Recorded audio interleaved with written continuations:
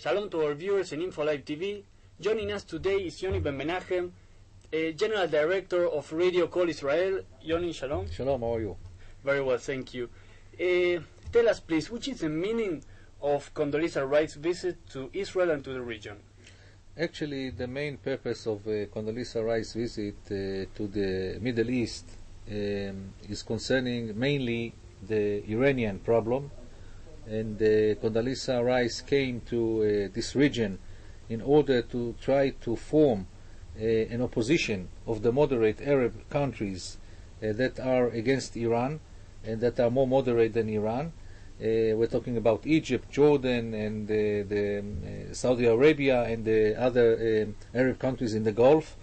And also she's visiting Israel in order to ask Prime Minister Olmert that Israel will not retaliate against Iran and will not do anything, any military action to prevent Iran from getting the nuclear power, and also trying to give some momentum to the Israeli-Palestinian track, which is, as you know, is frozen after the Hamas government took power. Nothing is happening on this track, and she's trying maybe to find ways to strengthen the power of Mahmoud Abbas, the Palestinian president. Mm-hmm. Let's talk about Syria. In the last few days, there were statements from the Syrian president Bashar al-Assad, who said in 6 months of negotiations with Israel we can achieve peace. And there were different responses from the Israeli government. But my question is, what should happen for us to say, okay, this is the moment to start to negotiate with Syria? Bashar al-Assad is playing a very dangerous game, and a double game. On one hand, he is saying moderate declarations that he wants peace with Israel, but at the same time, he is helping terrorist organizations against Israel. He is supporting the Hezbollah, he is supporting the Hamas and Islamic Jihad, where their headquarters are in Damascus. Mm-hmm. He is preventing Khalid Mashal from agreeing to the deal with Israel to release prisoners and to release the Israeli kidnapped soldiers Gilad Shalit, and they are taking a very extreme policy against the state of Israel. So this is a double game. If he really wants peace, what is needed is that he should stop immediately all assistance to the terrorist organization, and this will prove that he's serious about peace with Israel. Mm-hmm. Now in the Palestinian Authority we are seeing chaos and anarchy.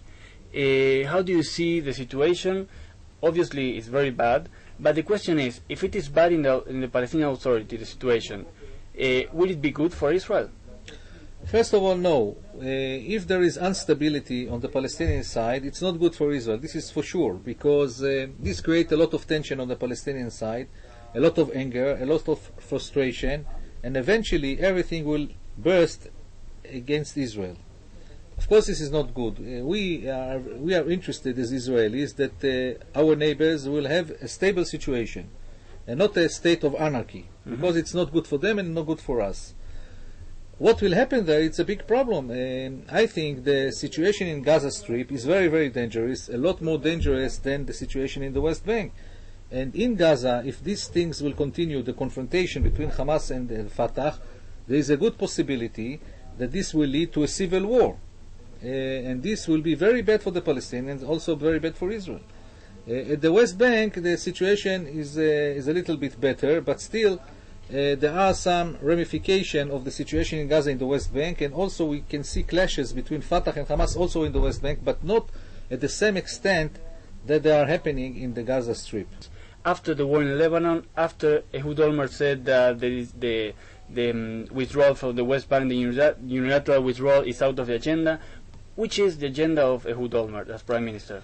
The agenda of Olmert now is clearly to fix the situation in the north.